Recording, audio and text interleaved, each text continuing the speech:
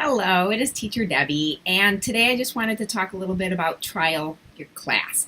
So you have finally got to the trial class, congratulations, and I know this can be extremely nerve-wracking time, right? You're trying to remember everything that you did correctly during the interview demo, you're trying to remember everything that they taught you during the training, and even if you were taking notes and you were listening, it's still very overwhelming.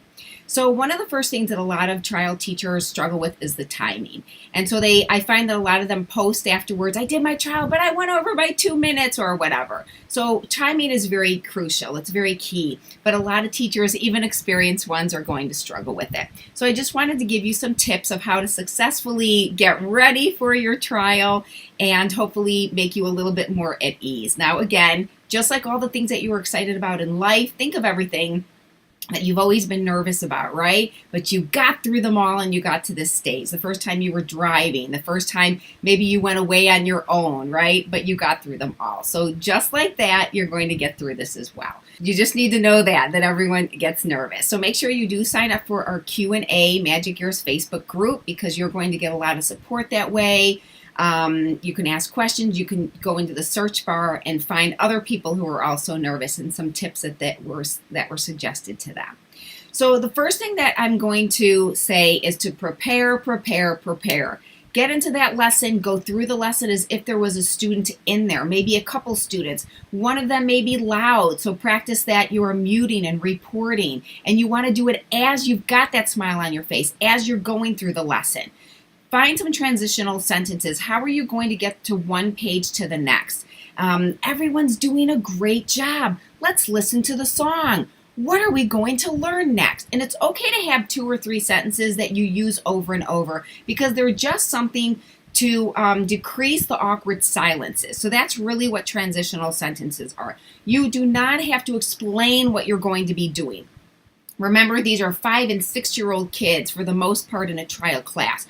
So for you to say, everyone, we're going to be listening to a song now. Are you ready? Everyone listen now, right? That's way too much information and incidental language for these little kids. So you want to keep it very simple.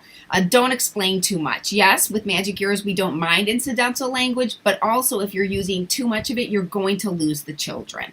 So use simple sentences when you're doing transitional language. Make sure that you have that smile on your face. You know, you don't have to be overboard energy, but when there's a song, you can just kind of dance to it. If you've got a stuffed animal nearby that maybe goes along with the song, they can dance too. Sometimes I've got my little microphone that I'll kind of pretend that I'm singing with.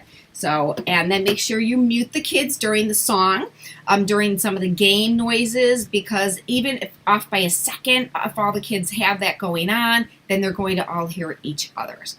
So make sure that you are pretending that the kids are making mistakes. Look at some of the words. What could a child make a mistake with? So some of the top mistakes that I have found are when kids are saying words that are plurals, because in Chinese they don't have plural words. They're missing the little words like a, an, the, is. So if I'm saying this is a car, they're going to say this is car. And so I will circle the word that they missed and I will say this is a car. Right? Make sure. Think about what other words could they mispronounce. They're going to mispronounce the words that have a TH in them. The this. They're going to say dis. Or they'll say instead of wa. So break up the word. Focus on the sound that they're struggling with. If they're saying the word apple, for example, and you want them to say apple, say la la la la la. I sometimes give them a different word to say. I'll say love. And then I'll say love, la la la la, apple, and then have them repeat it a couple times quickly. Apple, apple, apple. Rather than apple, apple. I learned this from another teacher. It's called muscle memory. So if we're teaching the kids to keep saying apple, apple, that's how they're going to pronounce it. And we don't want kids walking around speaking like that. So make sure you've got your props nearby. Put little notes all over your computer if you have to. When I first started teaching online, I had so many little pieces of paper all over the place and I didn't care. And then after a while, I could take them down. Enjoy while you're in there. Have fun with the kids. Encourage them to say my name is, right? With the little kids, the biggest thing is repetition. If you have to say the word banana 500 times, that's what you're going to do. This is their opportunity to be with a native English speaker, right? So this is 25 minutes and you're going to give them that. Don't think, oh my gosh, it's going to be so boring. These 4 or 5-year-olds, I'm going to have to come up with sentences. No, you're going to lose them and it's going to lose the value and the focus of the lesson. So also when you are on these pages and you're previewing them, of course, follow the teacher directions. But as you're previewing it and practicing, also think, what else could I do on this page if the student is a little bit higher than I expected? So my 3 things are, you want to ask them about colors, you want to ask them to count, and you want to open up their pens and let them draw and circle. And even if they don't understand, that is okay. You have tried, right? Move your screen over and point down to what you want them to circle.